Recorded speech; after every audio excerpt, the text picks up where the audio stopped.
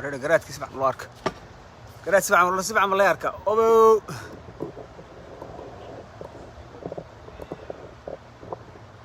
بنان بانس كفرنا مانت إلهي بأنه نبعي بنان ما قلت إنك بس بنان بوفرديا سيشر قرية برامج ما أنت بنان بانفردنا نمعذا عنه هاي السنة عيد هاي ستة مجرت برواقه قرح بدني مجرته سيف عملية مغلا هرت سيف عملية مغلا كالي هذا البنان أنا ما أنت تسوق لنا ليفك أو لا قفر سواي بعشرة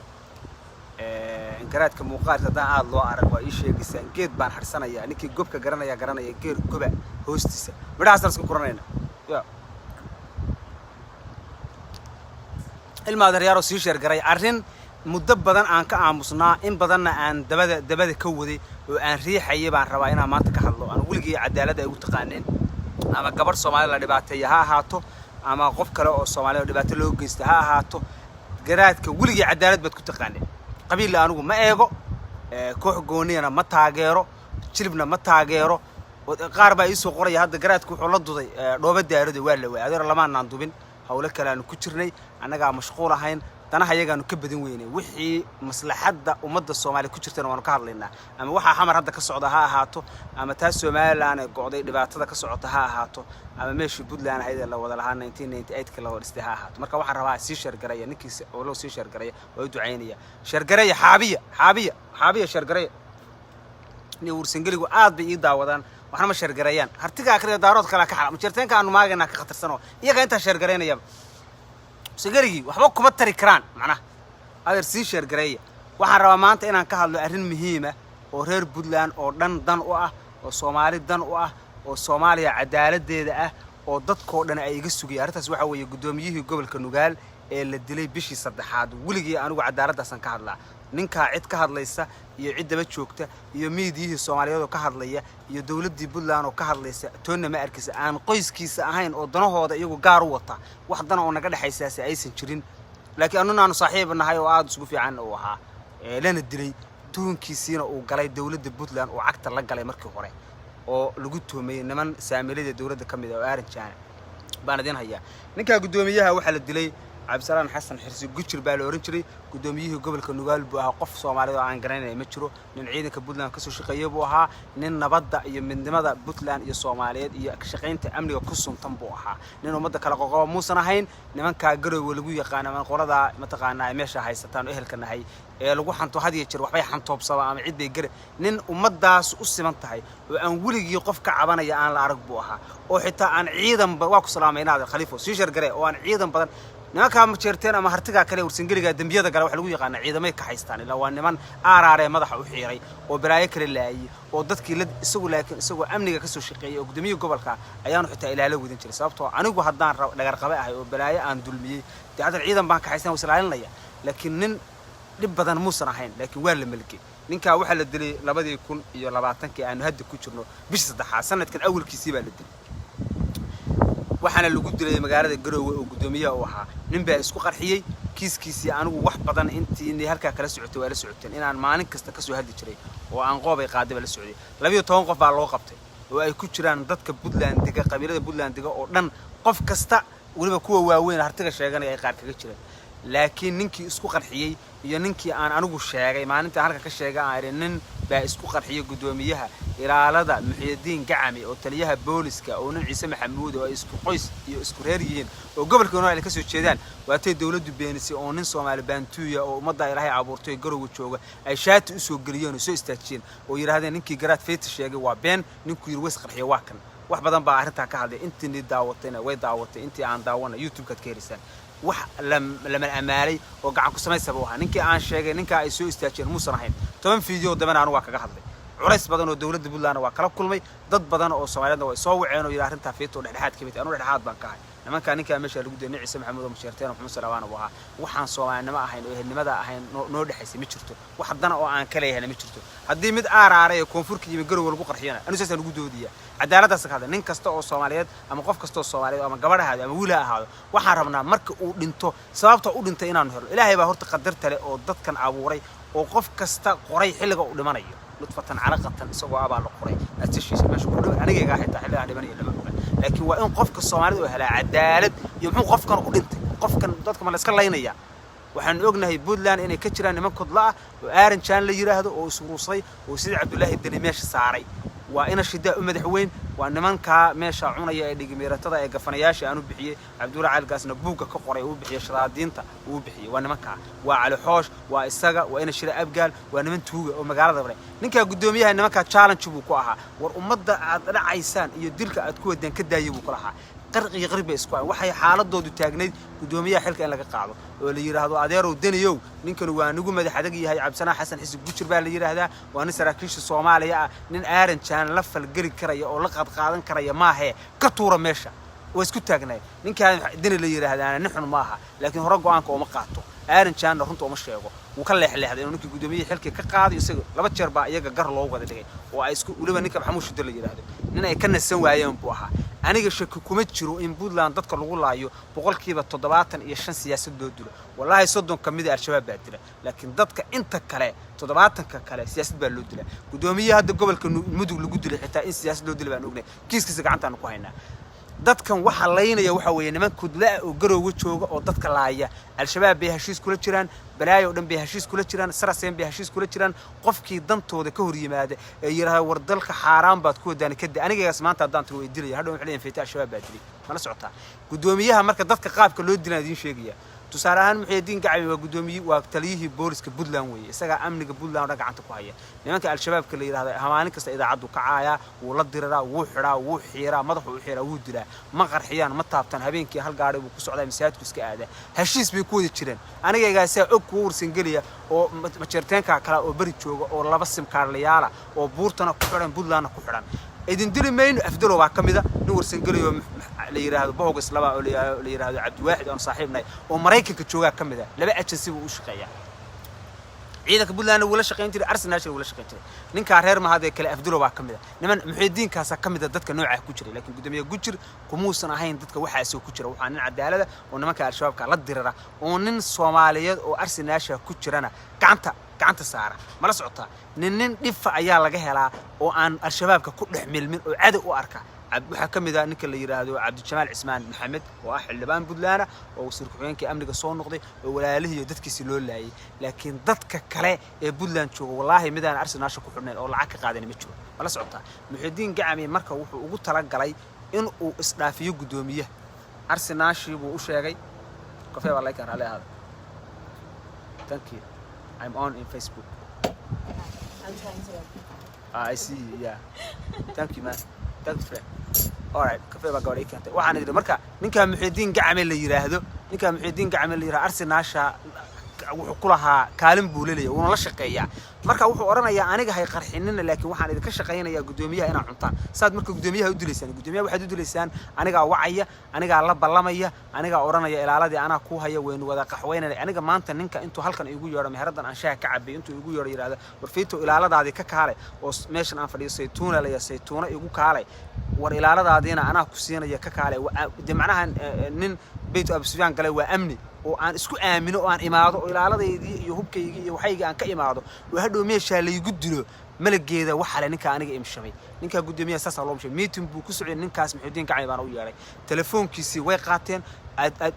macluumaadkiisii oo dhan way qaateen sababtoo markaan anagu la xiriirnay ehelkiisii dadka ehelkiisa oo ka dhashay waa dad faris marka waxay qabsadeen baaritaan ka madax banaan dawladda maadaama dawladdii uu shaqeynayay ninkii tuuntay waa in la helaa gacan saddexaad oo baadho waa in la helaa oo de kiiskii soo bandhigtay ila dawladdii eeg ninkii iilka dhigay miyaan u qeysha tagaba ahayd macnaha hadii Dani iyo Aaron Chan lagu tuumay inay Gujir dileen anagu adeer ma oran karno baaritaan sameeyay dawladdu way mahadsan tahay dhinaceeda baaritaan ka wado laakiin ehelkii ninka laga dilay iyo anaga oo qayb ka ah dadkaas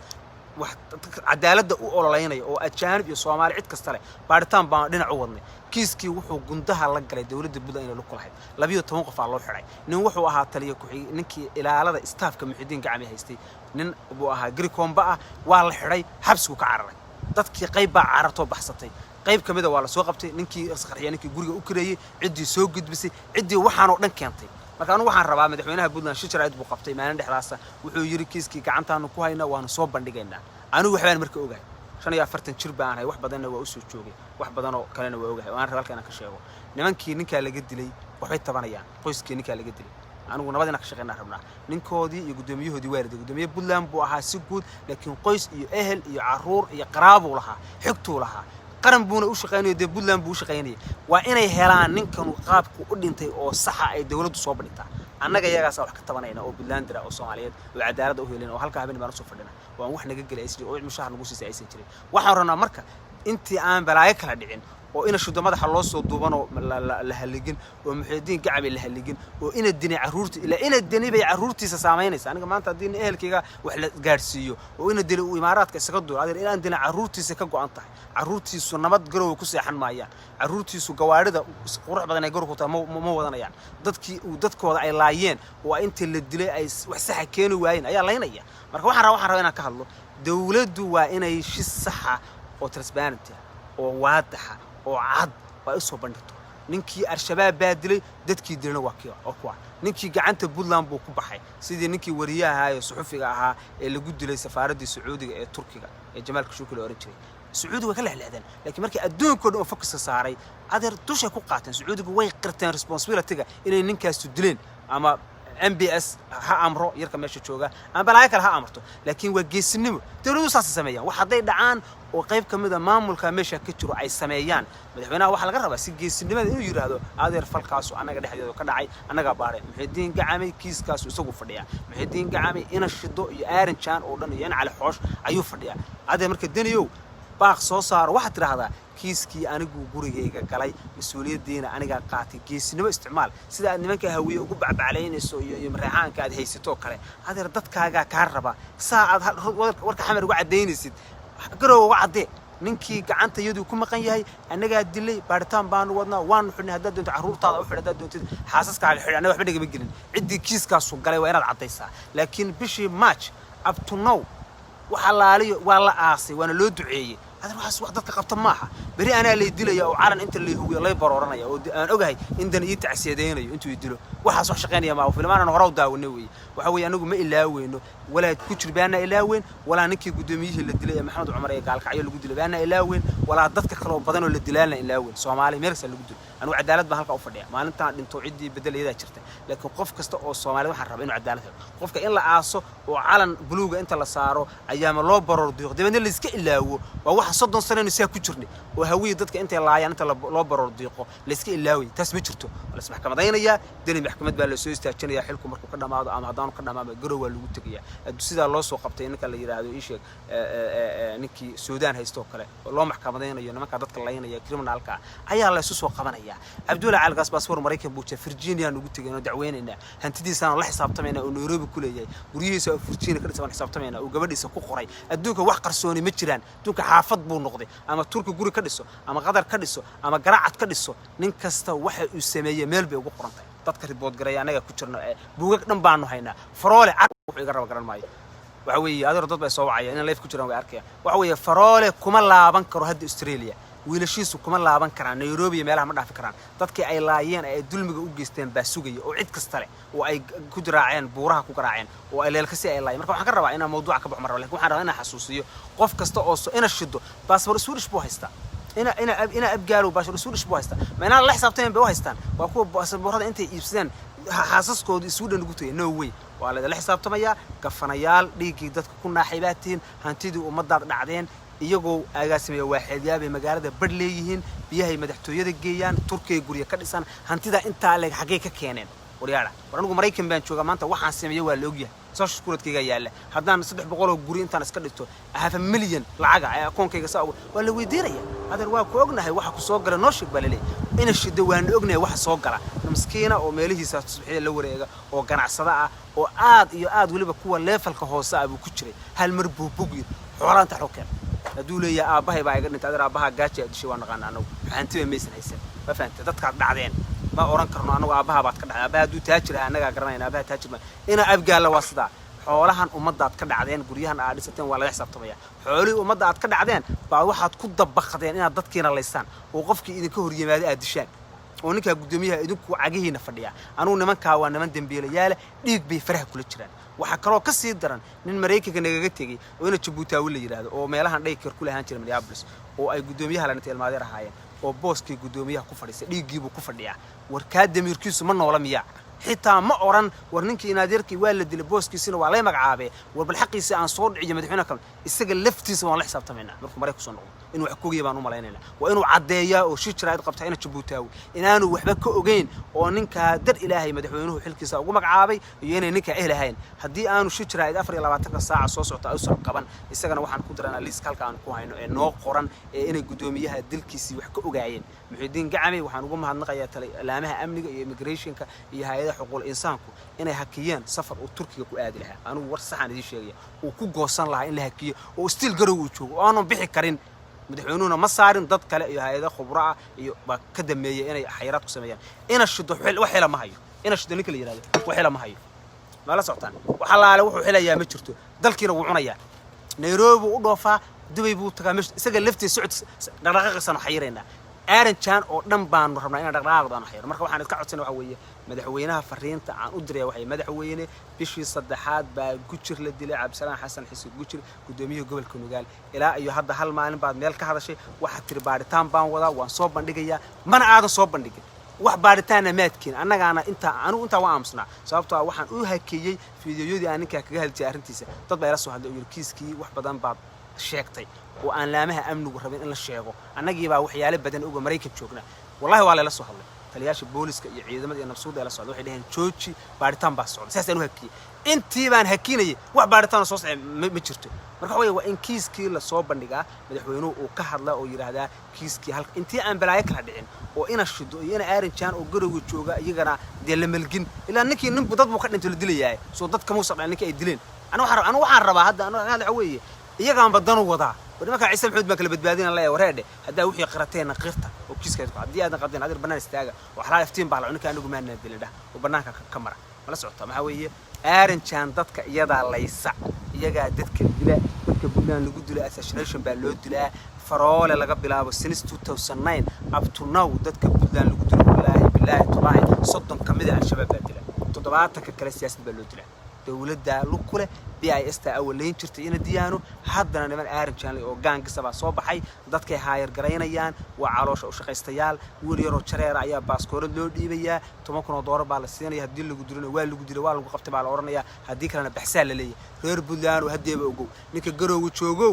oo nimanka mataqaanaa siyaasadooda dhaliilayo haddeerba inta lagu dilay ayaa hadhow la oranayaa shabaab baa dilay madaxweynuhuna aaska uu ka soo qayb galay oo ku barooranaya isagana ku dilay waa ninkii ilka dhigay baa ku barooranaya weey marka saas khayr baan idinkaga tagayaa si shar gareeya oo salaamay